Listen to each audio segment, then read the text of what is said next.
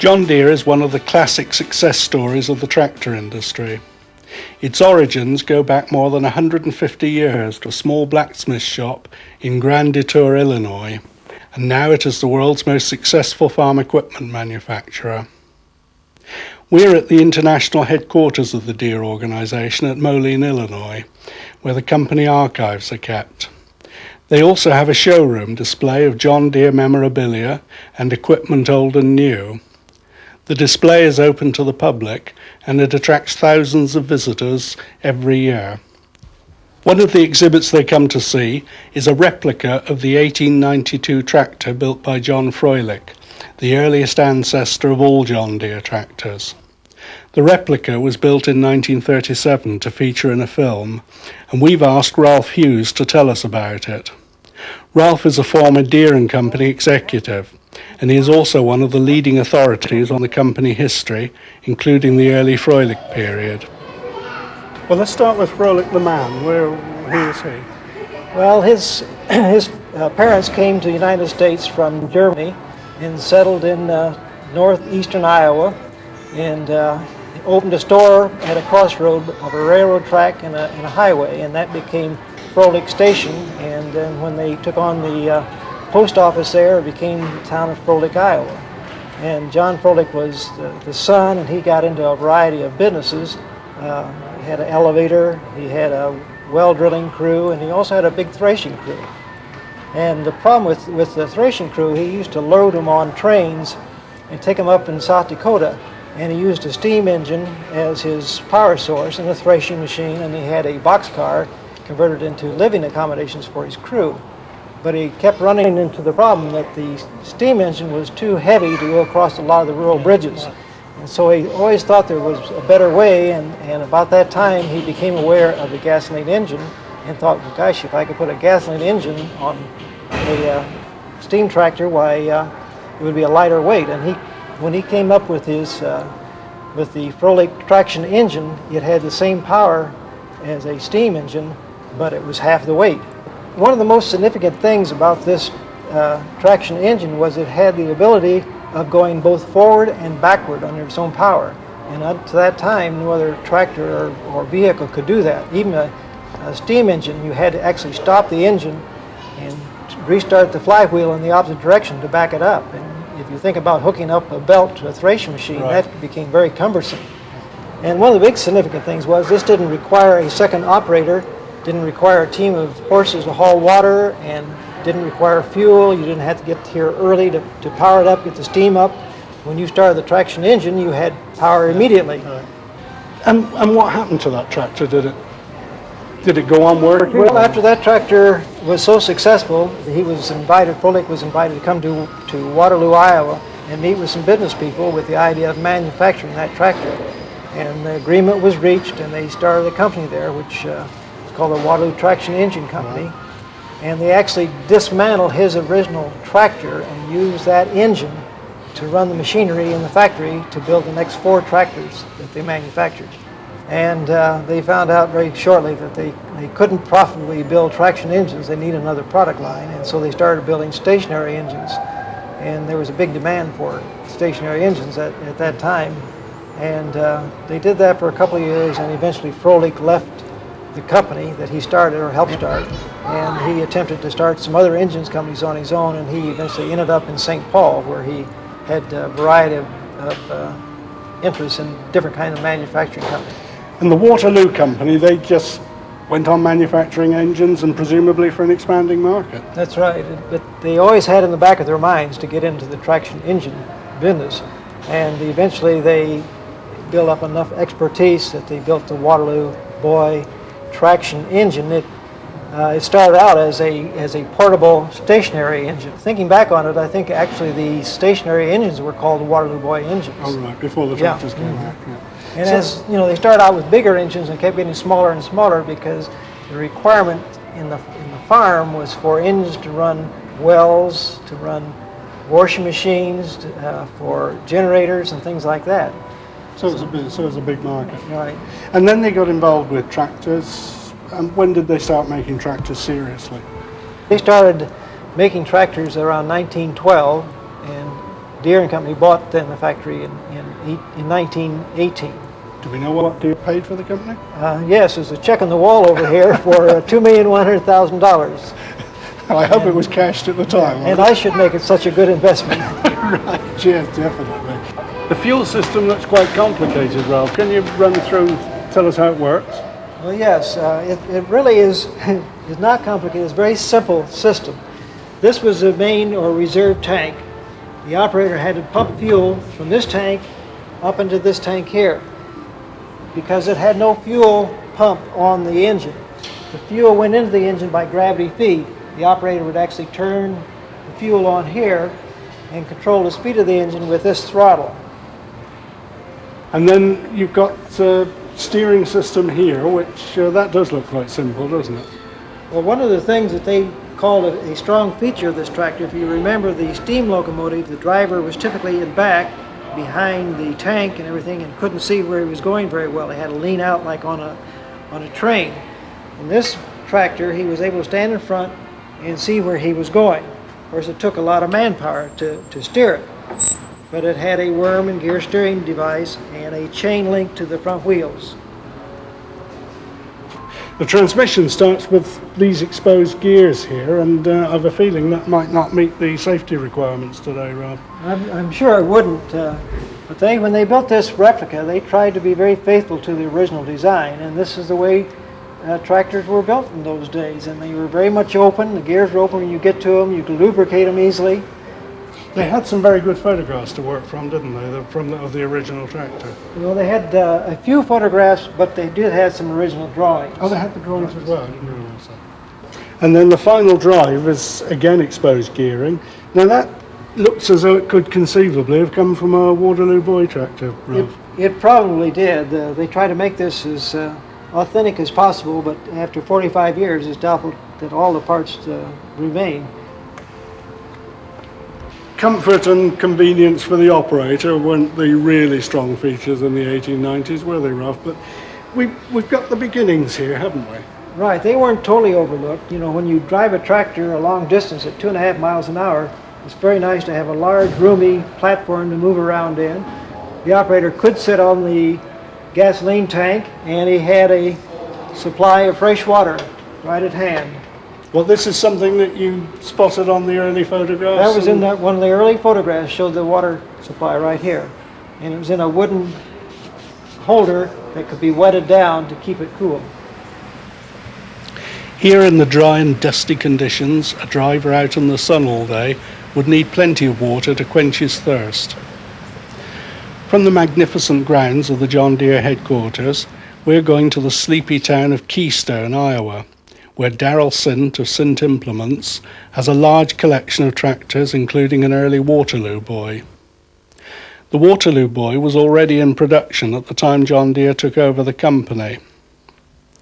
When we arrived, Darrell's son Derek was trying to start the Waterloo Boy, which at almost 80 years old was being a little bit temperamental.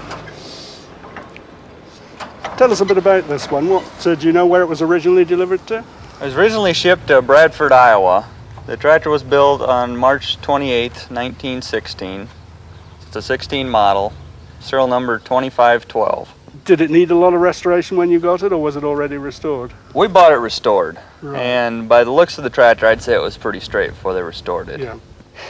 The transmission on this one is a single forward speed, I think. Right. All Model R's had a 1-speed forward and reverse, and the Model N's had 2 speeds forward. And also the clutch was a foot clutch on the Model R's, and it went to a hand clutch on the Model N.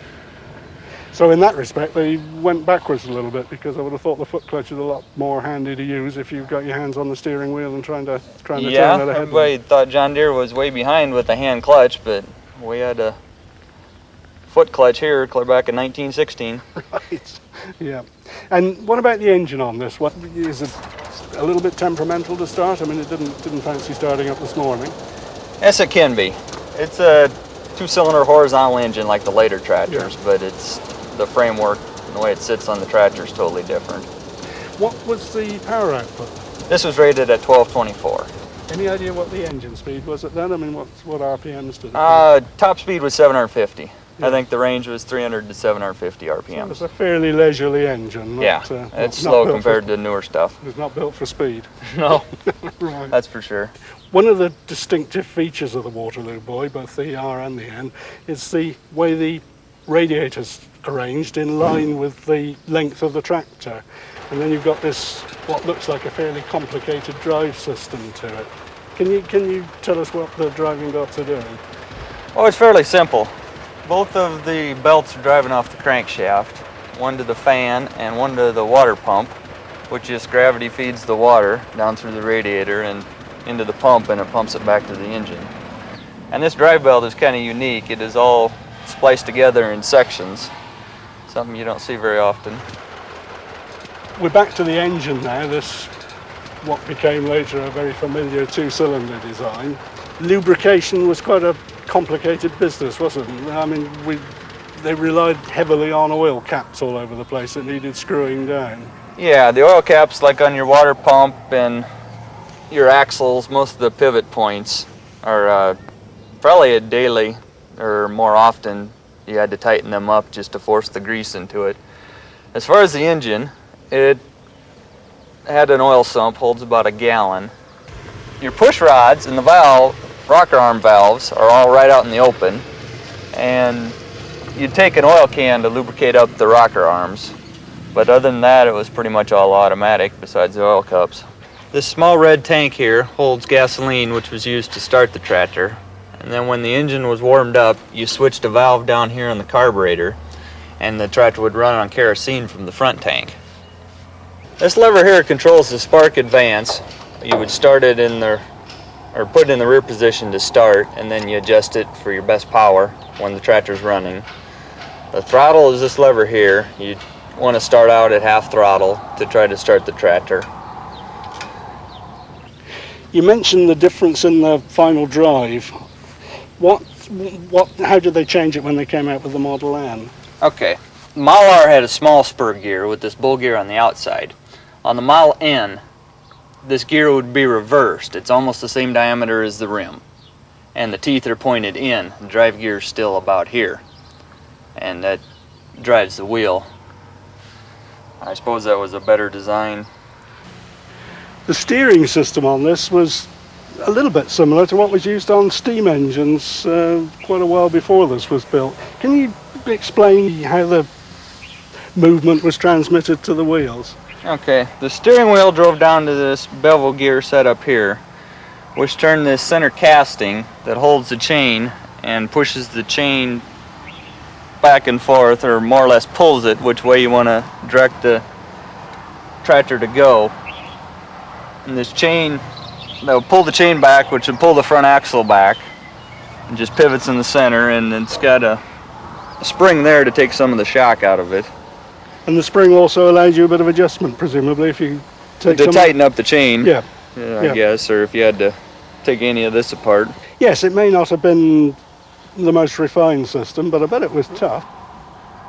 In fact, the whole of the tractor is a little bit like the steering system in a way. It's very simple and very rugged. You've got this massive steel girder framework supporting the individual components, the engine, cooling system, fuel tank, and right at the back the seat. It's you couldn't ask for anything much more simple. Well, we've just moved from a very hot day in Iowa to a very cold day in England, and chugging away in the background you can hear an overtime tractor. Now, you may be wondering what that's got to do with John Deere. We'll have a talk with the owner, James Coward, and see what he's got to say about it. So what's the overtime tractor got to do with Waterloo Boy, James? Well, the overtime tractor was imported by a firm in London and painted in the colours it is for the English and European market. So they changed from the familiar yellow and green, or green and yellow rather? Yes, to the green, orange and grey for some reason. Possibly the name Waterloo Boy didn't mean too much to the English market. And over time, during the First War, when there was a big press on for food, was an apt name to call them. Do you know what year this one is? It's around about 1917. And apart from the change in colour, it's basically just a standard basically the same tractor, yes. An early Waterloo Boy. Yes, Yeah. single speed tractor. And it'd be a Model R then? Yes. Yeah. And do you know much about the history of this particular tractor? This tractor was imported by myself in about 1978 from Northern Ireland. So that's interesting because Northern Ireland is where Harry Ferguson set himself up as a distributor for the overtime, isn't it? Yes, there's a strong possibility that this tractor could have been one that Harry Ferguson sold or demonstrated in Northern Ireland. And probably demonstrated because he was very keen on getting out and getting mud on his boots and doing the job himself. And it was this sort of tractor, in fact the overtime, that started Ferguson off on his research and development to produce the three-point linkage as we know it today. Yes. You obviously did a pretty good reconstruction job on it, because I believe when you got it, it didn't quite look like that. It was a long job. It was very rough. It took me about 2 years to do it. The chassis was completely rotted through. It was devoid of all of its tin work. The engine came in pieces. Well, it literally came in on a couple of pallets, It came in pieces on pallets. Yeah. Well, I won't ask you how many hours it took, but it does you a lot of credit anyway. It looks great and it sounds great.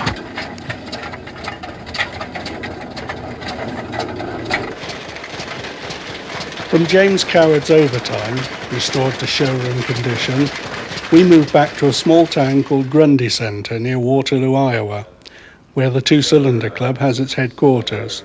And that's where I met Jack Cherry and Scott Zoborowski. The Model D was the first two-cylinder tractor to carry the John Deere name. This is an early example, and it's owned by Scott Zoborowski, who is the administrative director of the Two Cylinder Club. Scott, what are the features that show that this is an early example of the Model D? Well, the most distinctive feature, Mike, is the spoke flywheel. On the early tractors, the first 880 of the spoke flywheel Ds, the flywheel diameter was 26 inches. In 1925, at serial number 31,278, it was reduced to 24 inches. The reason it was reduced to 24 inches was that there was a little bit of clearance problem between the steering rod and the flywheel itself during some rough terrain maneuvers in the fields. In 1925, when they reduced the flywheel diameter, they also added a universal joint and made the steering rod two-piece. You notice here, this one is a straight shot right down to the front axle. Another distinctive feature is that this design, this main case of the early tractors did not allow for a PTO on the left-hand side, the power takeoff. That also changed with the reduction of the size of the flywheel. They also made it capable of taking the power takeoff unit.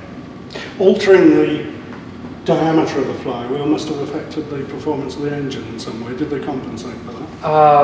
Not that we're aware of, but yes, in governor recovery, it should have enhanced quicker governor recovery. But they didn't alter the weight of the flywheel? No, the weight stayed the same. Actually, the design, it even bears the same part number, the 26-inch flywheel, the 24-inch spoke flywheel, and then the later dished flywheel that we're all familiar with, all bear the D33R part number. The earliest of the spoke flywheel Ds, the first 50, in the spokes of the steering wheel itself had 4 individual holes. In 1924, in regular production, they reduced the number of holes to 3. With the reduction of the flywheel to 24 inches, we reduced the number of holes in the steering wheel rim, or steering wheel spokes, to 2. And by the end of production, when the spoke flywheels were finally gone into the middle of the 1926 year, there were no holes left in the steering wheel. Another feature of the early Model Ds is the fact that since this tractor was still a Waterloo gasoline engine product, but at that time Waterloo Gasoline Engine Company was owned by John Deere, it still bears the Waterloo name on the transmission cover. The lid design on this D is quite a bit different to later tractors like the C and the GPs. Is this original? Yes, this is a reproduction of the original lugs. This style we call a flat back lug was in production into the 1927 year when we saw the change to the more traditional or the more widely known lug. It is really a particularity or peculiarity of the early Model Ds. Another unusual feature is the hubcap. On the earliest of the Model Ds, this is the style of hubcap that they had. There was a little bit of a problem with keeping the hub tight, and so a design change was added about 1926. This is a rare and unusual cap to find if one is looking for it. Presumably there would be very few tractors left with the original ladder radiator sides. Yes, it's an unusual feature. We estimate that no more than 65 tractors were built with the ladder radiator sides. It is a pretty rare option to see it exist today. In 1924, the production changes that were made to the tractor incorporated the removal of that ladder radiator side. The air intake on this tractor denotes that this is an actual 1924 tractor in the fact that it has a peaked or stovepipe top on the air intake. 1925 tractors were changed to a mushroom style topper, and the earlier tractors, the first 50 or the 1923 models, had a air intake which was underneath the hood. It was a 4-louvered arrangement which had a fruit or mason jar at the bottom to collect the dirt. This front axle support on the early tractors is quite different than later production. In 1923 and 1924 tractors, this recessed cavity was developed for tractors being able to push farm wagons around with it.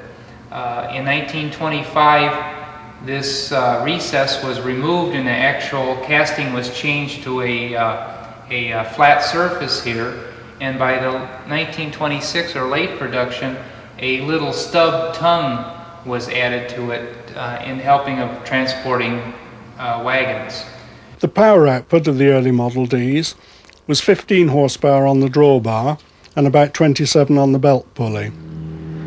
We will return to the two-cylinder club later after hanging up our boots and paying a visit to Fred Cobbler in Ottumwa, Iowa, where we talk about his Streeter D. Now, Fred, why Streeter D?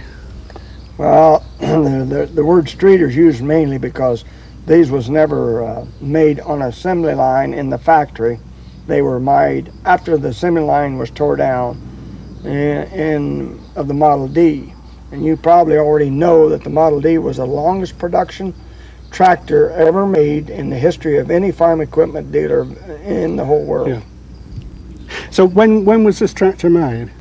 Well, this tractor was made after, as I just previously said, after the assembly line was shut down, and actually was made in 1953. Now that doesn't mean that all 53s are streeters. To come about on this, there was a dealer in Arkansas, a John Deere dealer, who wanted more Ds to sell. Sales had slowed down all over the United States, but he still wanted them. So Deere evaluated the situation, and I was told by them that they decided they had enough parts in inventory that they would set up and build these tractors outside of the building, in the street or in the alley right beside, and that they would consume up those parts, and for a total of 94 of them that was built.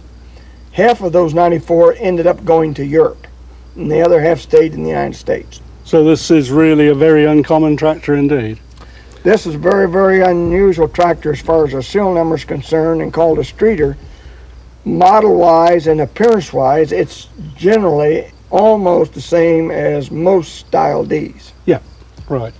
So this is one of the very last of the Model D production tractors, and right next door to it, we've got one of the very early ones as well. That one, what year was that produced, Fred? And that model over there is 1924, called a Spoker D. That's with a 26-inch flywheel. So that was one of the really early ones. Yes, there's 50 made in 1923.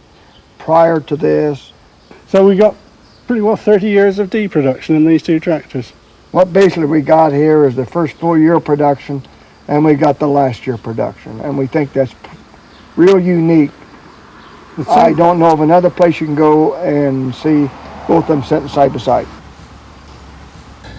From the rare sight of the first and the last versions of the Model D, we chose a rainy day in one of the wettest summers for years to go to the Two Cylinder Club headquarters at Grundy Centre. The club has an enthusiastic membership throughout North America and in many overseas countries as well, and Jack Cherry is the editor of the club magazine. How did it start, Jack? Actually, the club itself was started in North Dakota by a group of individuals who were interested in being able to further their collection in a parts swapping theme. And a fellow from Minot, Leroy Klein, started a small swap sheet type of a newsletter, and over a period from about 1980 until 85, give or take some figures, it averaged about 1,000 people had gotten involved in what he had called the Two Cylinder Club. He had indicated that he would like to get out from under it because his facilities were somewhat limited. He was doing it off of a copy machine and so on.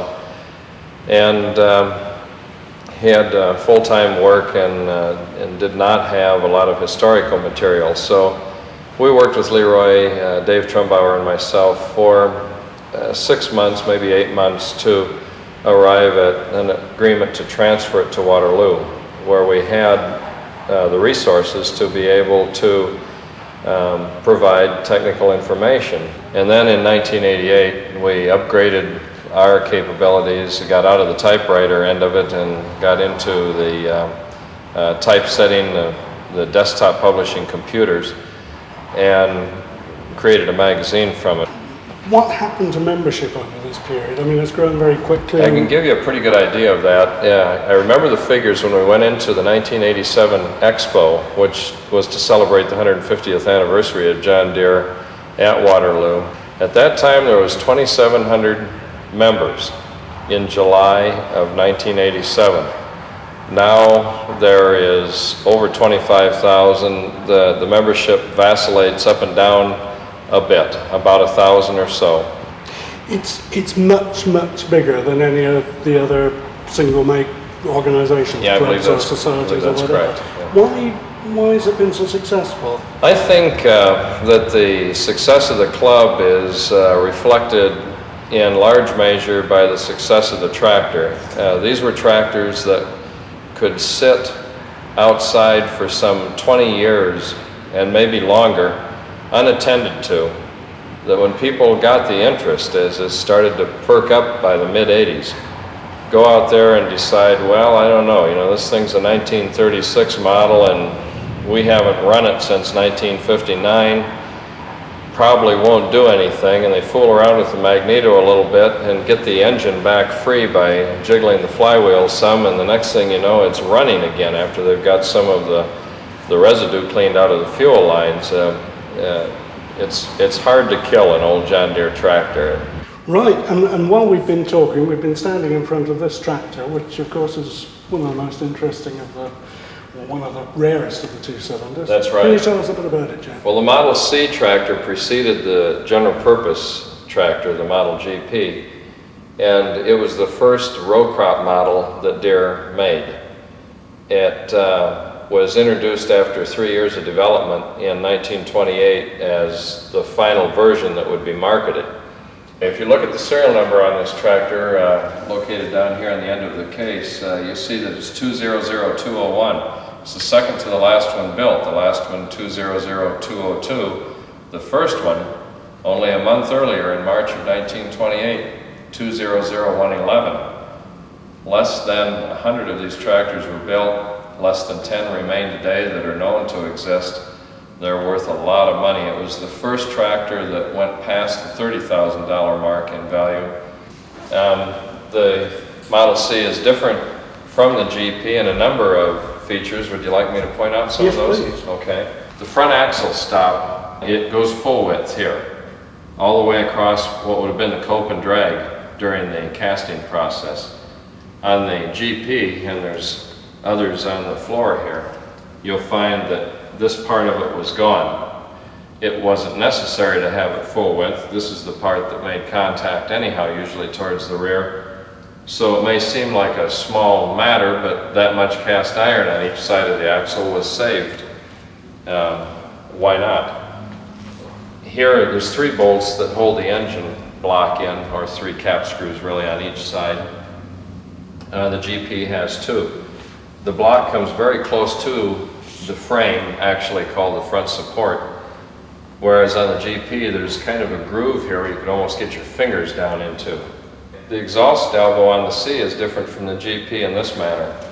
If you figure the center line coming down here, it's cut off perpendicular or molded perpendicular to the center line, whereas on the GP, if you line up this edge from the flywheel, it comes out and it ends like so, leaving an elliptical opening.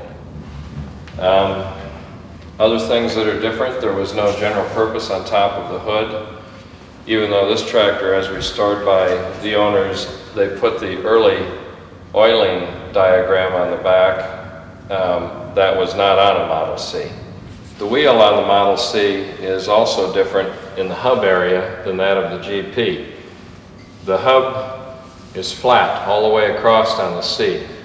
On the GP tractors, it dips down and then back up, having somewhat of an hourglass shape if you look at the cross section of it. The steering wheel is also different. This one has been restored back to the original wood. As you can see, it's a stamped out rim configuration rather than the cast pieces that overlapped on the GP. John Deere changed the name of this tractor from Model C to GP when salesmen were having difficulty over the phone to customers. This was because the D and the letter C sounded so similar, and so they changed the name to GP or General Purpose. For more detail on the GPs, we went to Eldridge, where we were welcomed by Court Growth, a specialist in GPs. Well, hi, fellas. Welcome to Iowa. Court's collection is well known, and we looked at 2 of his tractors, a beautifully restored 1934 version and an earlier tractor which is still awaiting restoration. Tell us a little bit about this one, Court. Well, this is a 1934 GP. The 34 GP is a 6-inch bore, and during the evolution of the 6-inch GPs, the cooling was a problem. The radiator was increased about 1 inch in height, and to keep the fuel from boiling in the fuel tank, there's a heat barrier underneath the fuel tank. And there's a couple of heat shields up here to deflect the heat away from the engine. The later 6-inch bores had a Marvel Shebler carburetor on them instead of an Ensign carburetor. What's special about the oil system on this one? The later GPs had a oil filter. The earlier ones did not have this canister here at all. I don't know if you can see the little red stem here, but this is the oil pressure indicator that pops up when the engine is running. On the older GP, that little stem was down here on the main case, and no filtering whatsoever. It was a matter of changing the oil regularly to get the dirt out of the engine. What about the transmission? Did that alter at all from the early to the later GPs? Most of the parts in the transmission are the same. They did make a change in the final drive sprocket. They went from 8 teeth to 9 teeth, or vice versa. I can't say for sure. And there was a variety of final drive sprockets available. The parts book indicate some with as low as 19 teeth. Another difference between the early ones and the later GPs was in the exhaust, wasn't it? The exhaust muffler. Now, this is an early one. It's what year is this? This is a 1929. So that's a pretty good example of what the early version inherited straight from the Model C. That is correct. Right.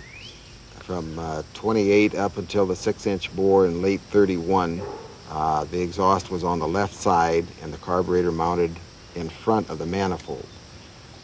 On the 6-inch bore tractors, the exhaust is on the right side of the tractor and the carburetor mounted across the engine instead of along the engine. Now your restored tractor is a 1934, isn't it? That's correct. So that's got the bigger engine and that's got the full modification on it. Right. So can we have a look at that one, please? Certainly. The exhaust is on the right side of the tractor instead of the left, and this is what they refer to as a spark arrestor muffler. It has a series of louvers on the inside of it to cause the gases to swirl. Another very noticeable difference is the fact that this exhaust system is pointing straight up in the air, and it has somewhat of a length to it, where the early one almost curved and pointed down towards the ground. If a hot spark would come out of that exhaust system, they could set the straw fields on fire, and Right. I guess that did happen. One of the differences on the old and the later GPs is, you were saying, is the height of the radiator side plate to improve the cooling capacity. That's Now, correct. can we do a measurement on that and see what the difference is? All right. This part number is C257R, and it measures 17.5 inches high from top of bottom to the core. Right, now can we have a look at the later version? Sure.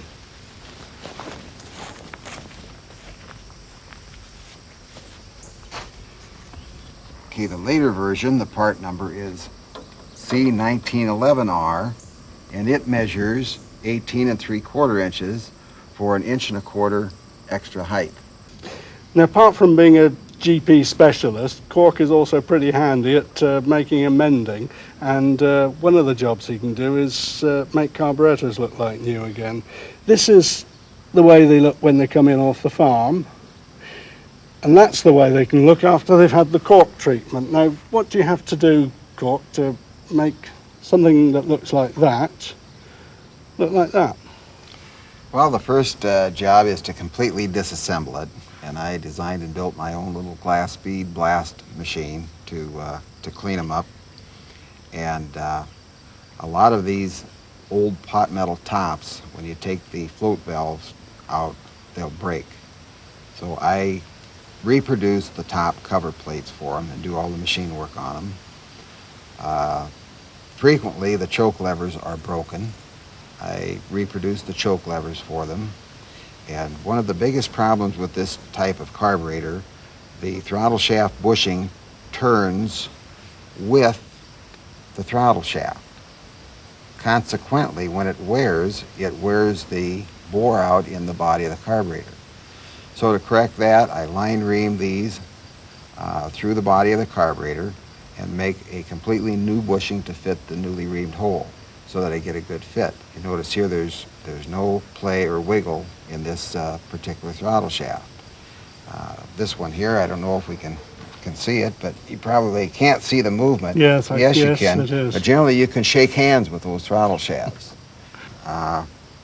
If there's a leak on something of this nature, you get the wrench out and you tighten her up tighter. Well, what happens, they'll bow the mounting flanges of the carburetors.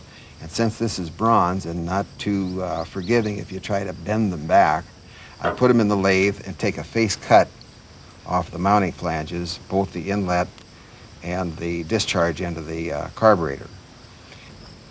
Is this the sort of mower they would have used on the GP, Cork? Yes. In fact, this is the first power mower that John Deere manufactured. As you can see, it's totally integrally mounted, and it runs off the back shaft of the power takeoff unit. It has some features very similar to the number 5 mower.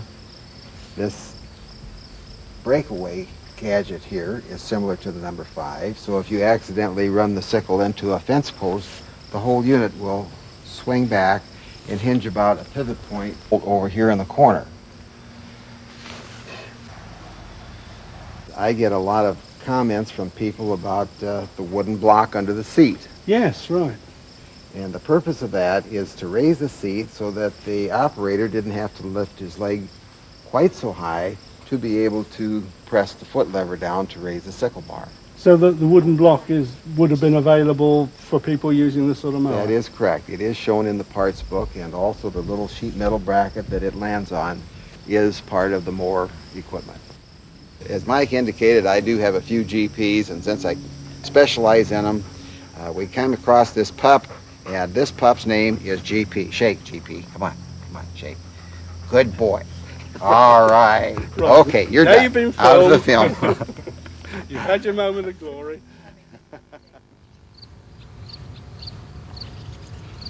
Another version of the GP is the potato model, which is very rare, and this one is from the Fred Cobbler collection. The serial number of this one, Fred?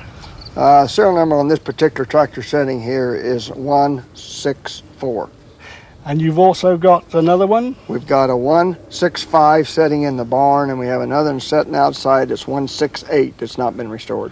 So you've got three of one of the really uncommon tractors. Well, how many of them were built, do you know? Well, originally there was 202 of these tractors built in late 1929 and 1930. And where did most of them go? The tractors was all actually shipped to Syracuse, New York branch house. And quite a few, or almost most of them, ended up in the state of Maine. Well, that's the big potato growing area. Yes, the upper part of Maine was large. Now, there was a few got into New York, and they raised potatoes there, and also Pennsylvania. What makes this a potato model instead of any other model, GP? What are the special features of a potato tractor? Well, as you know, as you get into this thing, you realize that this was a wide tread model to start with. The potato people wanted the row width just right on the wheel setting so that they could plant, cultivate, or harvest 2 rows of potatoes at a time.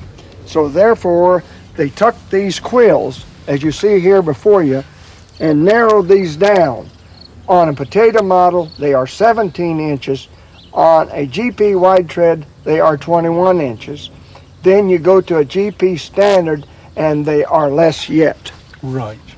One of the nice features on this tractor, Fred, is the fact that you've got the cultivator. Now, this would have been the correct cultivator for the potato tractor? Yes, this cultivator is a original production manufactured implement that went with this tractor. As far as we know, this is the only complete one in the United States. We've moved to a farm in Ontario, which is big in pigs, big in crops, and very big in 2-cylinder tractors.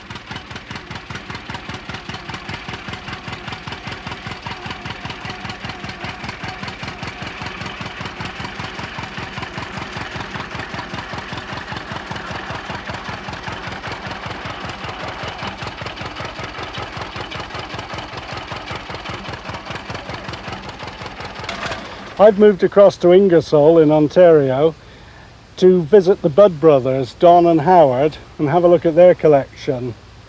It's a pretty big collection, starting with the Waterloo Boy, but one of the special features is their collection of Model A's. Now, this is one of them, Don. Tell us about this one. Okay, this is our 1934 Model A. It's one of the first Model A's built, 1934 being the first year of production. One of the main features you'll notice on a 34A is the open fan shaft. After 34, well, they closed it in, put a tube over top of the shaft to close it in. Probably secondly is the filler holes for the fuel and gas tanks are located right in the center of the hood and directly below the steering rod, and made it very difficult to fill the tanks. So later, then they moved them off to the side. Well, and that was the reason, to make the tanks easier to fill. It was more accessible. Yes, that's correct. Right. Probably another feature is the steering wheel on here. You'll find these only on the 34As as well. The other ones, they don't have this cast center coming out like this. One of the features John Deere introduced on the Model A was being able to alter the track setting on the rear wheels for row crop work. And this is obviously one of the features of this one. That's right. Yeah, it makes the tractor very versatile. Right. And this one's well equipped, I noticed, because it's got a lift on it. Yeah, it has the power lift on here. It's operated by these pedals here. You kick it down to drop your implement down, and then you kick it again to raise it up.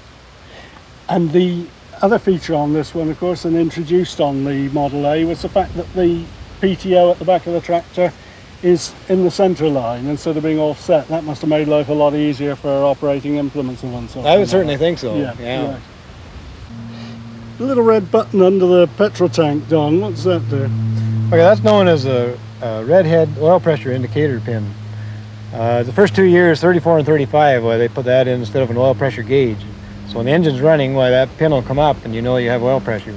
So if the pin doesn't come up, you've got trouble. Yeah, you better do something about it real fast. And when the A came out, they improved the transmission, didn't they? They gave more gears. What's the setup? Okay, we have a high and low range on these tractors, and that gives you 2 gears in low range and 2 gears in high range, and still just have the one reverse in low range. Right. Okay. And there's a bit of comfort for the driver too, because I noticed the seat pan can be adjusted forward and backwards. That's right. Yeah, they put a handy handle on there, and you can loosen that off and slide it back and carry on. We've got here 3 unstyled A's, all made around 1937 to 1938, and they really are very special indeed. This is the AWH, and only 16 of these were made, and that's a very rare tractor.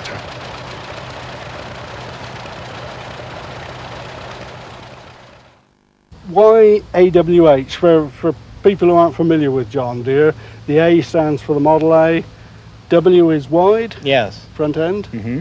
and the H is high, so you've got extra clearance. That's correct. Right, yes. Okay. So how do you get the extra clearance for a start? Okay, well, first of all, they are set a little higher, your spindles are a little longer. They have 40-inch rear wheels on them. The axles are quite a bit longer than a regular A. Your front axle here has these 2 blocks in here.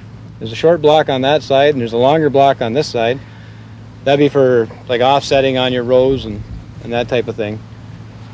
From the AWH, we move to the ANH, and this again is very rare because only 17 of them were made. The NH means narrow and high, and these tractors had a single front wheel. Looking from the back here, you get a good impression of the extra ground clearance you've got through having these big wheels and tyres. On the axle housing here, the lettering looks a little bit different to on the earlier ones that I've seen of yours. Did that remain the same, or did they alter that at all through the A's? No, the earlier A's had the large lettering on the axle, quite a bit larger than what this is on this tractor here.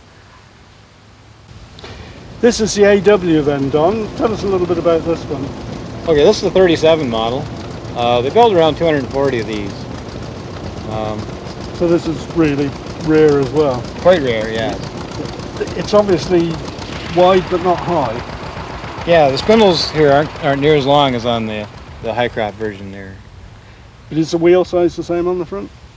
Yes, yeah, they're both 16s. Yeah, right. This is perhaps the most eye-catching of the Model A's in the Bud collection. This is the AOS, Don. Which year was this one? This was 1937. Yeah, and that was the first year they were built, wasn't it? Yes. And went through till 1940, I think. And it's a pretty unusual tractor. I think they made about 800 of them. Mm-hmm. It's basically a standard Model A with some trimmings on, right? Well, there are some other differences. Like it's narrower, the crank is shorter. The front axle, it's different on it. Yeah, they're quite a bit more compact than a regular, like say an AR. Well, they narrowed it down as well as streamlining it. Mm-hmm. Also, they've taken the exhaust stack away. Yeah, they mounted that under the hood there, Yeah, right? tuck that away. And then they put that pointed front end on. It was the only model John Deere built with that pointed front. And it looks pretty distinctive too. Yeah, it really sets it apart from many of the other versions. Yeah. This one came out of the States, I gather. Was it in fairly good condition when you bought it? This is just the way we bought it, just over a year ago. Right. Come from Illinois. I think it's a great tractor. It's, I think the Orchard series right the way through from John Deere was, they look really distinctive, and this is probably the most distinctive of the lot. We sure like it anyway. We've moved on to something completely different. Tell us about it, Don. Okay, this is the 1952 A high crop, Mike. So that's the last production year, That's right. right? We span the whole production series of the Model A. Yes. Okay. This tractor runs on straight gas, as compared to the other one, start on gas and turn it over to kerosene or distillate or whatever. This tractor came from California. It was a very high clearance tractor, built for specialty crops, bushy crops and that. They made a lot of changes in the Model A during the production period, didn't they? What are some of the improvements on this one, Don? Well, certainly one major change is the increase in horsepower. They gradually increased that as production went on. We got electric start on this tractor as compared to the flywheel hand start. Did they alter the gearbox at all? Yeah, this tractor here just has the one 6-speed case. You don't have to shift high to low. So there's no high-low. And they've altered the wheel sizes too to get the clearance. What size have we got on the front? That's right. These are 20s on the front of the high crop here. And on the back wheels? And on the back is 38. And the drive to the back wheels, that's been completely redesigned as well. That's right. There's a drop case goes down from your main axle on down to drive your wheel, and it's chain driven down there. Right. And that's how you get the high clearance at the back. That's right. Keeps your tractor up good and high.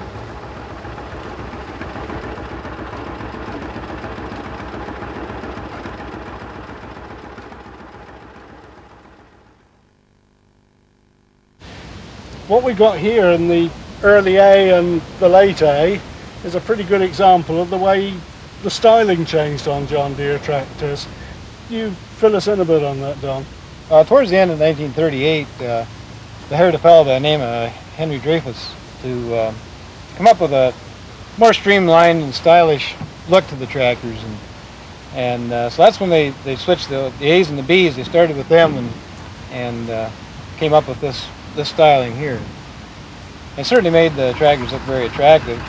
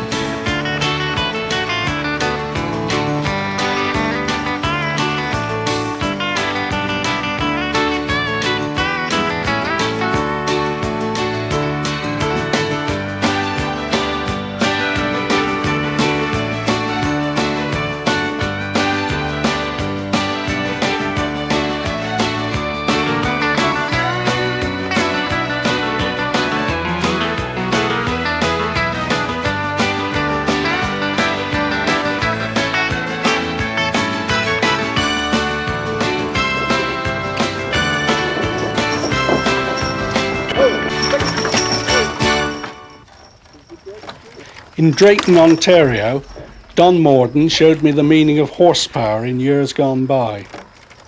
Now this is the sort of horsepower that John Deere helped to put out of business. These are your horses, Don. Tell us a bit about them. What breed are they? Well, they're Belgian. They're about 6 years old. I bought them as yearlings. Is it easy for you to get enough work for them, Don? In the spring, in the syrup time, I give them a pretty good workout. I have 1,300 taps. They're all picked up from buckets hanging on the trees, and this team does most of it. Yeah. But during the year, I rent them out to the Mennonites who live not too far away, and they work them on binders and cutting hay and that kind of thing. And the wagon, which is really why we're here, is painted green. It's got John Deere on the side. This is something that John Deere used to make as well. Apparently they made a lot of them out west in the big thrashing bees out there. They'd have a fleet of these things hauling grain away from the separator and wherever they went to dump it. And John Deere was in the market too. They were making them too. This is Alex Smith's trailer. Do you happen to know how long he's had it? Alec has just purchased this in the last year. Right. Yeah, he brought it up from Nebraska. But it'd be pretty old. Any idea when it would have been made? Well, we kind of think in the 1920s and around that area sometime. But so it really is pretty old. And was it in good condition when he got it? Just like this. Really? Yeah. So it had been kept under cover? Yeah. The wood's good, there's no rot on it or anything. It's pretty good. It looks very smart. After sampling the leisurely pace of life with Don's Belgian horses, we have another view of the past with a tractor collection beside a restored windmill in East Anglia. We've come to Thelneetham in Suffolk, which is not very far from where I live, to have a look at some Model B tractors. They're part of the collection of belonging to Brian Davey. He's got more than 50 tractors of one sort and another, and the collection includes this very nice BR, which I think is one of the early ones. It's an unstyled tractor. What year is this one then, Brian? 1936. So that is quite one of the early ones. One of the early ones, yes. And you've also got one of the slightly later ones, and it happens to be a BO, and that's the one across there. That's the right, Orchard yes. version. Brian, tell us what the differences are between this early BR model and the slightly later one. The main difference is the compression taps. This one doesn't have any, where the later one does. This one is slightly smaller engine, and it doesn't need compression taps to start it, where the later one has compression taps, and you open the cocks to start it. Makes the starting easier. Well, what other differences were there between the two? The radiator shutters were different. This model has the earlier type of pull-down curtain radiator shutter. Right. Now, this is the BO, and this has the later type of radiator shutters that are worked by this lever from the driver's seat. And levers here. The levers, and the whole front thing moves in sections and shuts the air off. Closes the shutters. That's right. Now this is the Orchard model. What are the features on it which show us an Orchard tractor? Well, the BR has the upright air stack, where the BO has the enclosed air stack under here. It also has these flutes, which would push the branches away from the tops, so it didn't damage the tractor and the branches. It also could have had full citrus fenders. If it was a groove model, they had citrus fenders which would come completely down to here, and this would all be shielded in right across to here.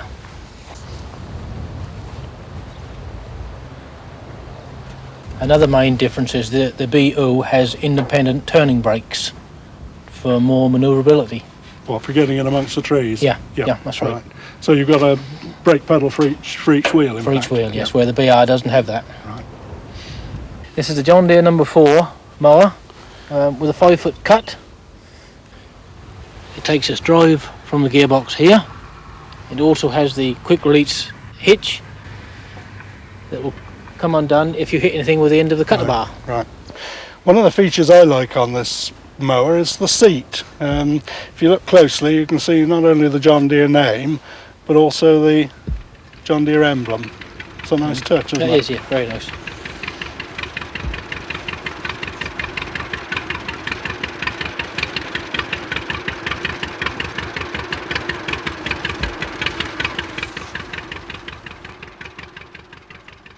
This is another Model B, but it looks very different to Brian Davies' tractor in England. This is the track laying version of the Model B, and it's generally known as the Lindemann crawler.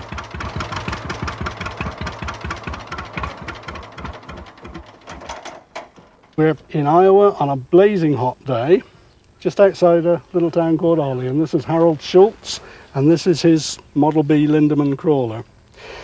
When was this one made, Harold? In August of '44. They're calling it a 45 model.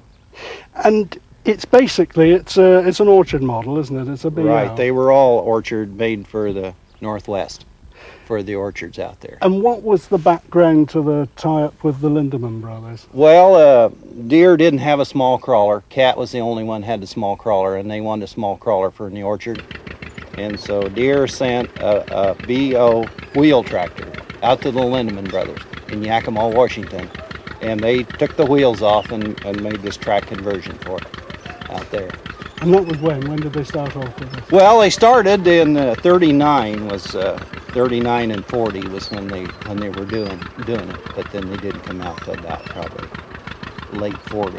They'd done a few GPs previously, Right, they did. But it was very few. Yeah, only about 24 of them, 24 or 5. And this was a real success story, wasn't it? Well, they got the most, turned out the most. Yeah. Lindemann people say 1,675 produced. And it's what brought Lindemann and Deere together in what was Right. quite a long relationship, wasn't Yes, it? I it mean, was. lasted Yes, it eventually- was. eventually- Because the MC was eventually started out there. See, That's the right. crawler that followed this. And in fact, Deere took over Lindemann. I think, Right. didn't They bought them out there in '47 when they ceased on this one. See. Right. One of the unusual features on this tractor is the pads you've got on the tracks. Now, where did that idea come from? These are really pads that were really built for the MC. I can pull it on concrete Yeah. or grass and not tear it up. The other feature on this tractor, obviously, is the fact that you've got the blade on and the full hydraulics. Right. Now, this is a Lindemann blade with the... Right. It's a Lindemann blade, and it can be reversed on this and used as a toolbar across the back too. Right. This same take the blade off, see, and I also have that, and I'm going to put it on coming up soon. And that was equipment that was available That was for right. the Lindemann. Right. Right. Well, this wrench here, that's what holds the blade on there. You just pull that out of there, and this here will just come out of there, see, like so. And where does the wrench fit? I mean, it's obviously designed to fit on there. Yeah, one of them does. I don't know if it's this one here or not. Yeah. That's neat, isn't it? Yeah. And you can take that bracket off there that way. And then the other size is, I think there are two different sizes, you know.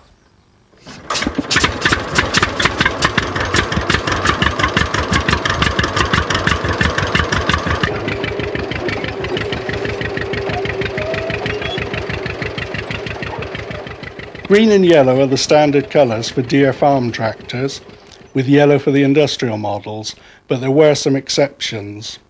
The red paint finish on this Model B was specially requested when the Waterloo municipality ordered the tractor originally.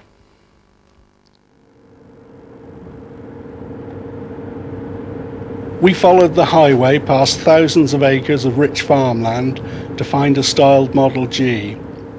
Most of our two-cylinder tractors were filmed on farms, but the Model G was parked in a suburban back garden under its sun umbrella. John Deere introduced the Model G in 1938, and it was then an unstyled tractor, and it was styled a couple of years later, and this is a styled version we've got here. It belongs to Steve Barron from Hiawatha, Iowa. And Steve, when was this one made? It's one of the late ones? It was shipped February 21st of 1952, and the serial number is 59,729. So it would be to the end of the line. 1953 was the end of them, with the serial number of 64,400 and some. So this really was a late one? Yes. Yep, fine. And when it was introduced, it was right up at the top end of the market as far as John Deere is concerned. I mean, the power output, it was a big tractor for its day. Yes, it was the largest row crop they had available, and it was a three-bottom plow tractor. Yours has got an umbrella on it. Now I'm intrigued by that because it's something we never see in England. Do you often get them over here? Yes, before the cab tractors come out in this territory, we use those tractors, row crop tractors, a lot to cultivate with and do hay work. And it's quite cool under that umbrella. And I had this one rebuilt from scratch. It's a new one, had a silk screen, just like the old stencil was. So it's very much like you might have had an umbrella fitted when the tractor was new. Oh yes. Apart from the umbrella, of course, this is a pretty well equipped tractor generally. This hydraulic cylinder, now I'm not familiar with that. What did that do? That was an option that raised and lowered your implements, like your plows, discs, and so forth. This is the way it came from the factory without hoses. Anytime you got a new tractor, normally if you ordered it with a cylinder, it would just come on there without hoses. And then depending on the implement you had, how long the hoses you needed, the dealer would fit the hoses to fit your implement. It's got power troll as well. This is, again, obviously to do with the hydraulics. What did it do? The power troll operated your hydraulic cylinder here. There's valves in there, and that's what made your oil flow back to raise and lower your implements. And this foxes me completely because I'm not too familiar with that. Yeah, that's a PTO cover shield, so that for another safety feature they had, if you had to take this off for installing some of your implements, you still had another cover that went over the PTO shaft for safety. So we're beginning to think about safety and comfort for the driver, because I see we've got a step for climbing aboard here and a padded seat with a padded seat back. Another feature for the driver, I think, is this roll-o-matic system. How did this work, Steve? Each wheel oscillated individually, so if you hit a clod with the one wheel would go up and another one would go down, it'd take a lot of the shock out of the steering and it'd operate a lot like power steering because it made it so much easier to steer.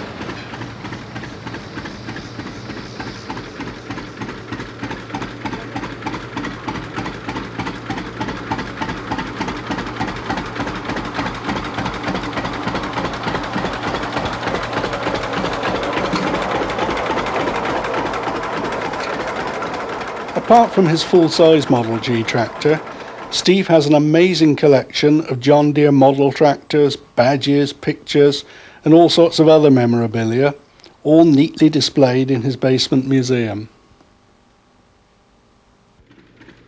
Well, we've seen just the start of the John Deere two-cylinder tractor story, and there's much more to come, covering the start of the numbered models and the early days of John Deere diesel power. It's all in the next part of our two-cylinder tractor story called John Deere on Video Volume 2.